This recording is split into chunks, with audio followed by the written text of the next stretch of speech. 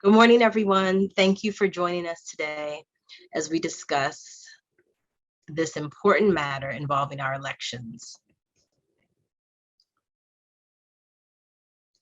Can you hear me? Okay. So today we're joined by Free Speech, as well as Assemblywoman Walker, who's the sponsor, as well as Senator Gianaris. We thought it was important to have a legislative briefing because I've received a lot of questions, especially around what does 1% mean, particularly when it comes to a business, where we think it's a small number. It's actually a rather large number when it comes to the ability to influence our elections. So we are going to start off with Assemblywoman Walker, who will tell us why she thinks this is an important bill, why she sponsored this bill. So good morning, everyone. Good morning, Senator. I am Latrice Walker, and I represent the 55th Assembly District. It's a beautiful community, which I was born and raised in. And of course, running for office in communities which are disenfranchised politically as well as financially, it becomes all the more important for us to protect and preserve the integrity of our elections. And so I'd like to welcome you all today to our briefing on the Democracy Preservation Act, which is a bill that, of course, is sponsored, and this briefing is hosted by Senator Gianaris and myself. As you all know, the Senate passed this bill in January, but it's still pending in the Assembly. And it's briefings like this that are necessary in order to raise the awareness around important pieces of legislation like this, and to raise up the issue so that my colleagues are on board so that we can get it across the finish line. I'd also like to thank John, the president of Free Speech for People, and Michael, the senior fellow at the Center for American Progress, for participating in this briefing. The Democracy Preservation Act seeks to end foreign influence in elections in New York State. It would prevent for-profit businesses with 1% or more of its stock owned by a single foreign investor or companies with multiple investors owning 5% or more of a company from making donations in state or local races in New York. The bill would also prohibit foreign investments in political action committees as well. Under the terms of the Democracy Preservation Act, about 98% of the nation's S&P 500 companies will be prohibited from donating because of their significant foreign ownership. New York is known as a trailblazer and a leader among states. So let's continue that proud tradition and become the first state to close this loophole and keep foreign money and influence out of our elections. I would echo what Senator Gianaris has said about the bill earlier this year. The enactment of this bill would ensure that New York's elections are decided by its people, not by big corporations. I would add that it's our responsibility to preserve our democracy by keeping foreign money out of New York elections. So thank you so much, Senator Gianaris, for your leadership in this area. And I look forward to joining you as we celebrate this passage and ultimate signing into state law. Thank you. I'll turn it back over to you, Nadine, or I will, as they say, kick it over to Senator Gianaris. And Senator Gianaris? Okay. Yes, hi. Thank you, Nadine. Thank you, Assemblymember Walker. We have been great partners in so much legislation over the years, and proud to be working with you on this one as well. We have been all struggling since Citizens United was decided over a decade ago with how to deal with the awful Supreme Court decision that basically opened the floodgates to corporate spending in our elections. And we've done so in a myriad of ways, but one that made a lot of sense and has started to get picked up by some localities around the country is to prohibit foreign influence corporations from political spending. We already ban foreign individuals from participating in our democratic process, and there's no reason why corporations that are under foreign influence should be exempted from that. And so we have this bill that would prohibit political spending by corporations that are owned more than 1% by a particular foreign individual or more than 5% cumulatively. And I think Nadine asked the question at the outset, what does that mean exactly? Well, it means that you'd be capturing exactly who we're trying to capture, large foreign influence corporations.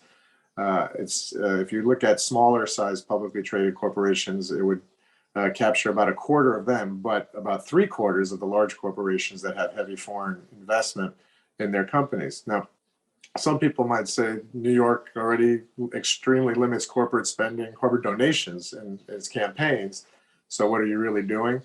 We may restrict corporate donations to candidates, but thanks to Citizens United, corporate spending on independent expenditures, which are making up a larger and larger share of political spending, are unrestricted. And that is a serious problem that we're attempting to tackle here.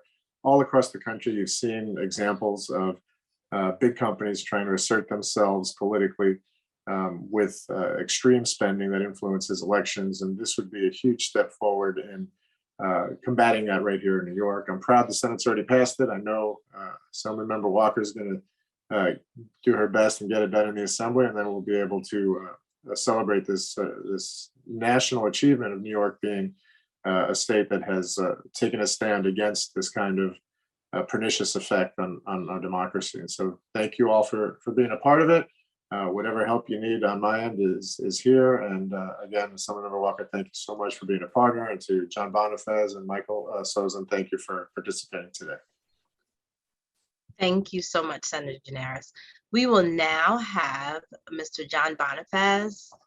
Please introduce yourself and let us know why this is such an important piece of legislation. Thank you, Nadine. My name is John Bonifaz. I'm a constitutional attorney and the president of Free Speech for People.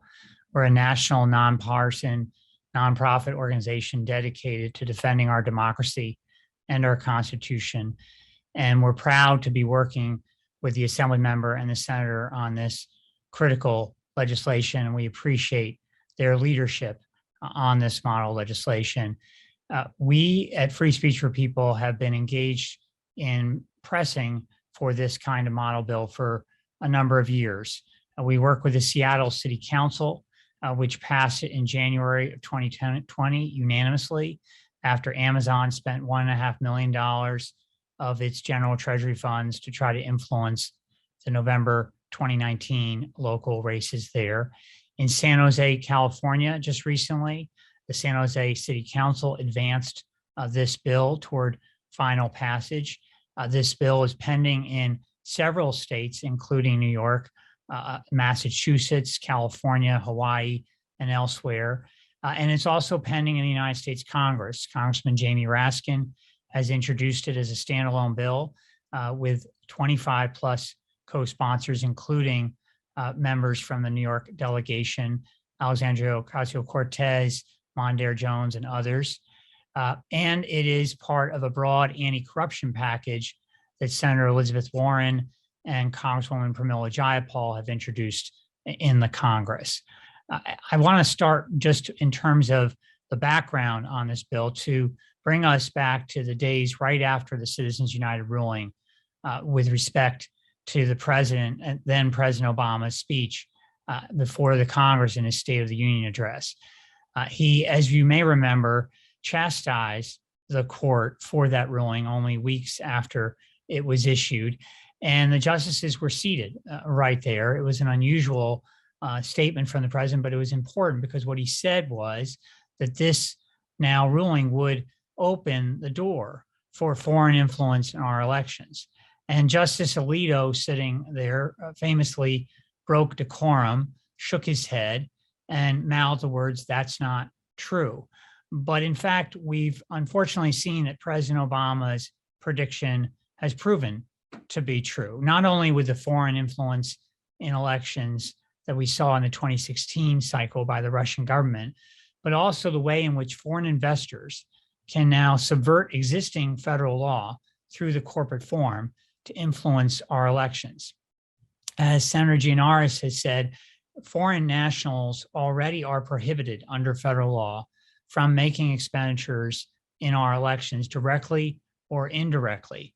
And that law actually has been recently upheld by the Supreme Court 2 years after the Citizens United ruling in a case known as Blumen v. FEC. In fact, then Judge Kavanaugh of the DC Circuit Court of Appeals said that it was necessary to preserve American self-government. And that is the ruling from the DC Circuit that the Supreme Court upheld in upholding that overall prohibition. It's been on the books now for some time. But given the loophole that the Citizens United ruling created, foreign investors are now able to subvert this law using the corporate form to influence our elections through the expenditure of general treasury funds. This bill would close that loophole. It defines, as Assemblymember Walker said, it defines foreign influence corporations as having either 1% single stock ownership from a foreign investor or 5% in the aggregate from foreign investors. That may sound low, but in fact, 1% is under federal law, is the threshold by which you need to have in order to introduce a shareholder resolution. It gets you the CEO on the phone.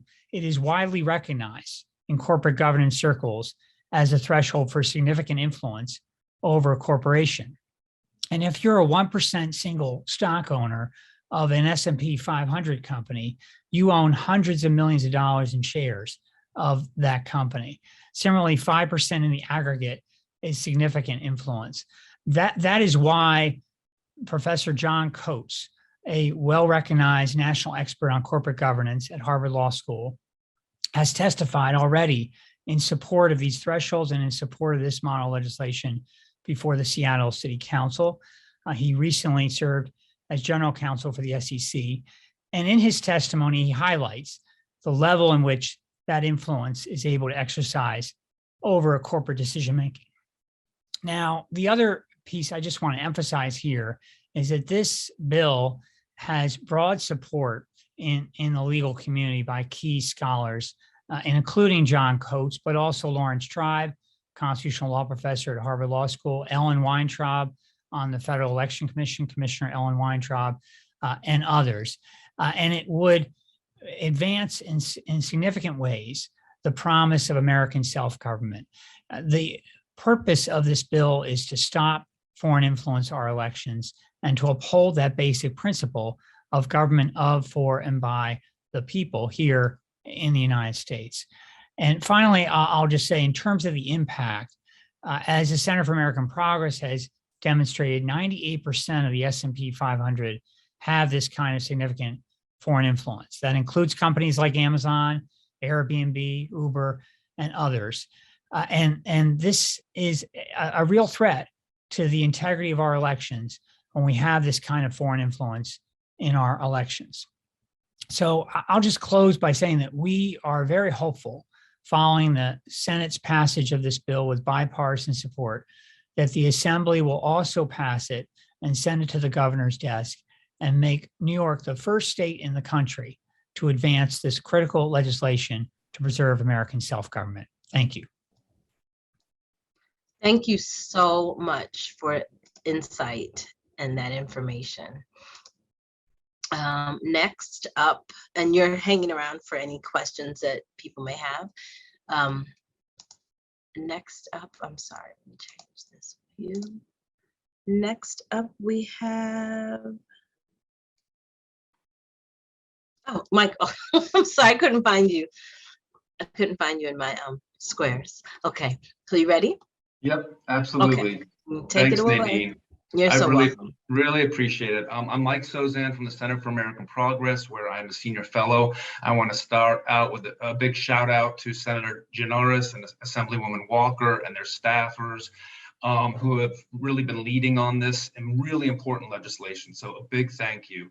A quick background on CAP, Center for American Progress. Many of you know that we're a progressive think tank based in Washington, D.C.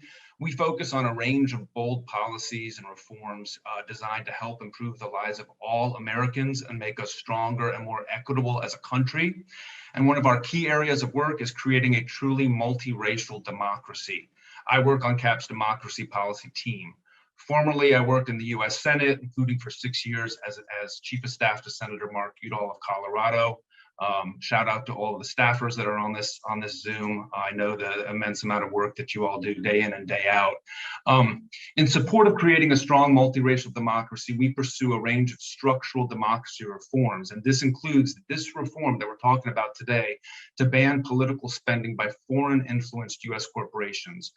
As has been said, foreign interests should not directly or indirectly be able to influence American democracy, elections, or policy making.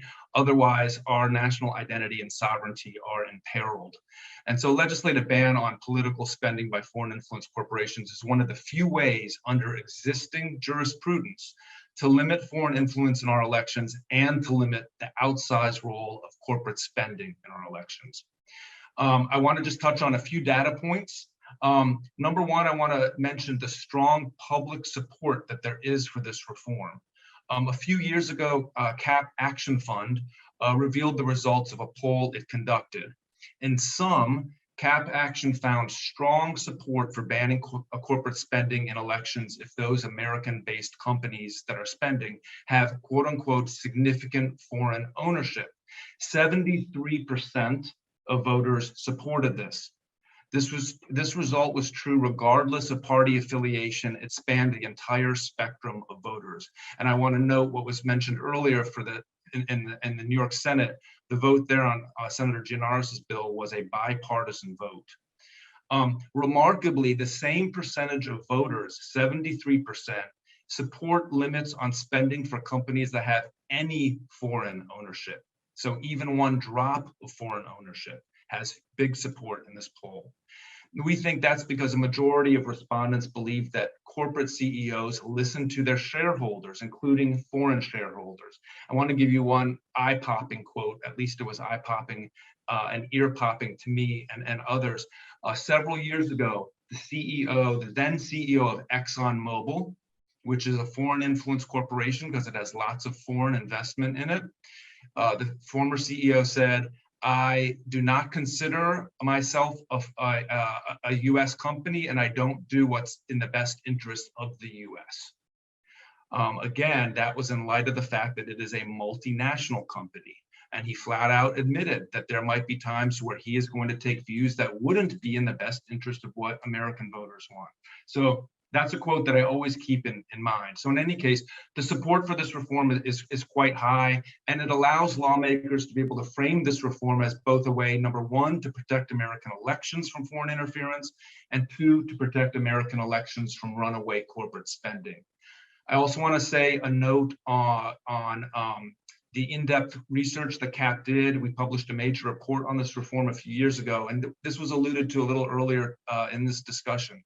We studied over 111 major corporations in the S&P 500, and we found out that when setting the 1% threshold for single foreign shareholders, we would capture 74% of America's largest corporations. And when using that 5% threshold for aggregate foreign ownership, that's where we capture the 98% of America's largest corporations. So in other words, this reform likely would preclude approximately 98% of the nation's largest companies from spending from their corporate treasuries to influence our elections and our ballot measures in New York. And so I also keep in mind that these corporations have spent vast amounts of money in recent years on elections. The 111 corporations that I just mentioned, they voluntarily disclosed over $400 million spent in federal and state elections over just a 3-year period. And that's really just the tip of the iceberg, because so much money out there spent by corporations is secret dark money donations. One last fact I want to just put out there as well, again, it's kind of an eye-popping number.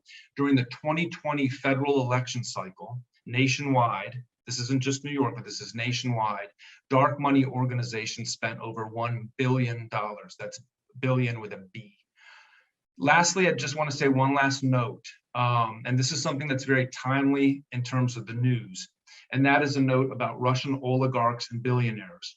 We know that Russian oligarchs and billionaires have been, or currently are, heavily invested in U.S. corporations. This is, this includes some of America's best known brands where they're invested. Some of those brand names are Warner Music, Ford Models, Lyft, Facebook, Twitter, Airbnb, Uber, and if you can believe it, even a company that helped control the data that was used in Maryland's elections before it was exposed. So at a time when many oligarchs are under sanction for the terrible Russian war in Ukraine, it just makes no policy sense to allow corporations with appreciable Russian investment to spend money to influence New York's elections or ballot measures. Again, this legislation is not particularly aimed specifically at Russia investment. It's about investment from anywhere, whether it's the Chinese government, Russian oligarchs, European financiers, Saudi Arabian government, wherever it is.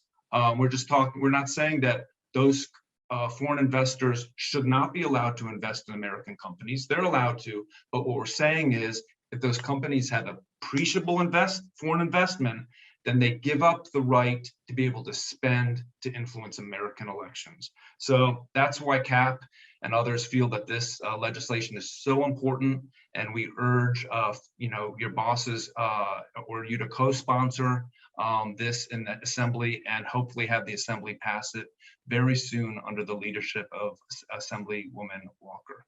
So with that, I'll turn it back to Nadine. Okay, does anyone have any questions for anyone on the call, on the Zoom rather? I know some of the questions that we have gotten are around the relationship between real estate companies and the relationship between real estate companies and the relationship between this bill. Can you expound on that for me? Mr. Bonifaz, you're muted. Sorry, Mike, do you want to take that first?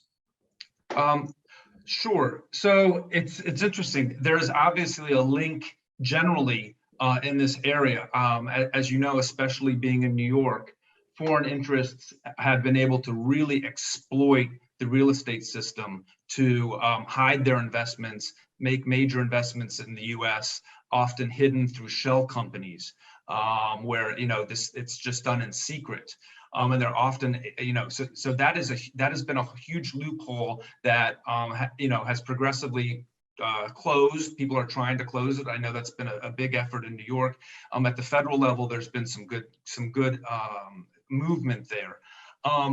This bill that we're talking about today is specifically about spending in elections and ballot measures and the way that is done through secret dark money channels. To the degree, so it's not directly related, but it's part and parcel of really shining a bright light on the way that foreign investors are able to exploit the American system, whether it's through real estate, whether it's through elections or not. Some of these shell corporations that, for example, Russian investors set up or investors from anywhere set up, sometimes those shell companies might invest in in New York real estate. At the same time, they might be pouring money into our elections through dark money channels. So it might be, and often it sometimes is, related. This bill that wouldn't do anything specifically regarding real estate, but it is very related. But over to Jim. Yeah, thank you, Mike. So I would just add to that important question, Nadine, that the bill, as you may know, has an enforcement mechanism whereby any CEO of a company that seeks to make political expenditures from its general treasury funds in New York elections after this becomes law will need to submit a certification under penalty of perjury that it is not a foreign influence corporation as defined by the law. And of course, that goes directly to the CEO making that statement, and that person is liable if the statement is false. So to the extent there are real estate companies that are foreign influenced at the 1% or 5% level, as defined by this bill, they will be barred from making those expenditures. And any CEO of a real estate company that's seeking to make such expenditures will have to testify that, in fact, they are not influence at that level. Okay. Does anyone else have any questions?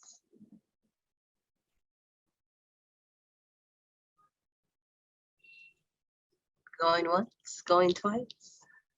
The only thing I would just add is to the extent there are any, further questions or any interest that legislative offices have in meeting with us, we're happy to have individual meetings with offices to follow up and address those questions and discuss this bill further. This is the other question. I believe the same person who asked me the real estate question.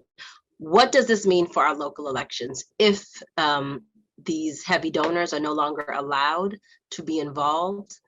What does that mean for our local elections and our elected officials? Well, I mean, again, the focus of this bill is not so much as to end corporate money in our elections, which of course is what Citizens United opened the floodgates for, but it's to end foreign influence in New York elections. So what it means is that after this bill is enacted, foreign investors will no longer be able to subvert existing federal law, which applies to state and local elections, that bars them from making expenditures in any elections, and subvert federal law to use the corporate form to do that. They will no longer be able to do that with the passage of this bill, and it will end effectively foreign influence in New York elections and serve as a model for the country and for what Congress is considering. And I would just add to that. I second what John says, and I would add, going back to the question, it will help protect the voices of your constituents in local elections. This will help protect everyday New Yorkers and their voices and the role that they get to play in deciding the future of New York, right?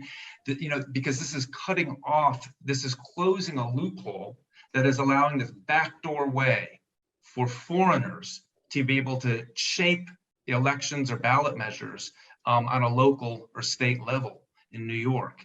And that, I mean, as I said earlier, almost everyone agrees that should not be a backdoor channel that should be open to foreigners at all. Because the more that we allow foreign influence in, and especially foreign influence via corporations, that is allowing massive amounts of money to pour in to give voice to not only what foreigners may want, but to what corporations may want.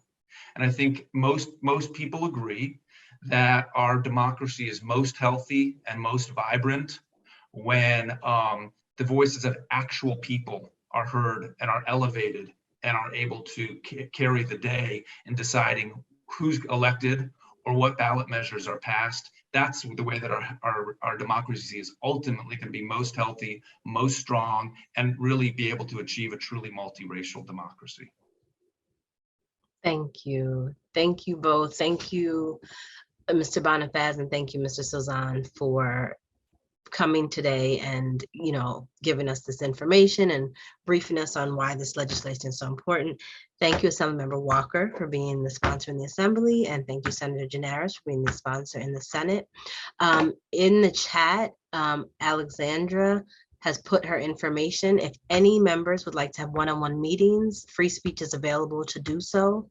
And we look forward to building the list of co-sponsors to this bill. I think it's a super important bill that really will allow us to keep the voice of the people heard in our elections. So that's all from me. Assemblywoman Walker, would you like to have any closing remarks? Yes, thank you very much. And so we've seen in recent years, just the amount of corporate influence in our elections. Particularly, I even remember in 2016, there were corporations that raised, I want to say maybe $4 million in their attempts to attack a number of state legislators, present company included, based on the fact that, the special interests are very strong, and freedom isn't free when you stand up on issues that are important, issues where we put people before politics, before big corporations. That when we say that we need money for education and not for banks and corporations, we mean that. And we need to continue to have the freedom by which to move that forward. And so standing on the shoulders of great Americans such as the Reverend Dr. Martin Luther King, who fought for the Voting Rights Act and the ability for people and all people to be able to freely participate in this process. Is a proud moment. And so I look forward to working with your respective offices in order to get the level of support that we need to push this across the finish line. Please do reply to the index office if your member is interested in co-sponsoring this legislation, and or contact my office in order to, do a good old-fashioned goal slip if that's what your preferences are. So thank you so much for participating. You have all been declared and deputized as ambassadors on this issue by virtue of your participation in this briefing. And have a wonderful, wonderful weekend. Thank you.